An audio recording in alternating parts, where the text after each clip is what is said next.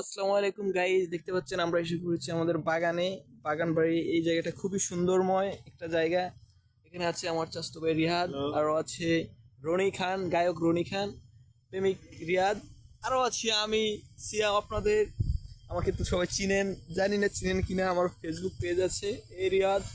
আরো আছে সুন্দরময় প্রকৃতি, দেখতে পাচ্ছেন এই প্রকৃতির মাঝে আমরা প্রতিদিন আসি এবং এখানে বিভিন্ন কথাবার্তা আমাদের সমালোচনা হইতে থাকে। এখানে আরো আছে বিশাল বড় একটি ভুতুরে বট গাছ, যে বট গাছে একটা সময় কোটি কোটি মানুষ মানে আশ্রয় নিত। কিভাবে আশ্রয় নিত, মূল ঘটনাটা আমরা আসি। মূল ঘটনা হলো, একটা সময় এই অঞ্চলটা ছিল কি বন্যা প্রবল অঞ্চল। এখানে মানুষ কোনো জায়গা ছিল না, কোনো ঘরবাড়ি অন্য কোনো কিছু ছিল না, তো মানুষ এখানে আসতো। আইসা আইসা লাস্ট পর্যায়ে এই গাছে কি আশ্রয় নিত। কিন্তু এই গাছের নিচে হঠাৎ আজকে এক পাগলের আগমন। পাগলে দেখতে পাচ্ছেন কি সুন্দর করে গান গাইতেছে, কিন্তু তার গানের কোনো সুর নাই।